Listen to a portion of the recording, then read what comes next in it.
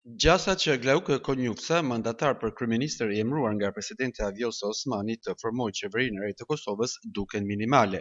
Me ish opozitën e bashkuar rreth idesë për zgjedhje të reja, përpjekja e dy televizjes vendosje për të krijuar ekzekutivin rrezikon të përfundojë në të njëjtën bllokim politik, thonë analistët.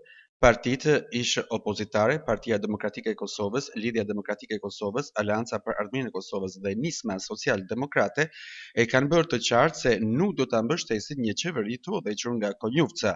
Qëndrimi i tyre u shpall publikisht edhe para se presidentja Osmani ta mandatonte zyrtarisht atë me 4 nëntor. Ndërkohë, kryeministri në detyrë Albin Kurti ka deklaruar para mediave se nuk i rekomandon zgjedhjet e reja, raporton Ekonomia Online. Kurti tha se kanë ngelur edhe 10 ditë. Mandati i është dhënë nga zonja presidente Vjosa Osmani, Glauque Konjufcës nga lëvizja vetëvendosje.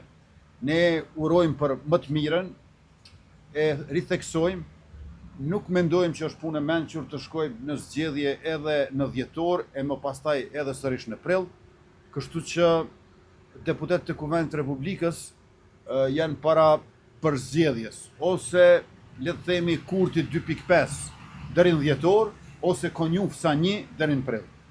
Por pas njërën prej këtyre nuk është e mundur. Domethënë duhet të përcaktohen për njërën prej këtyre.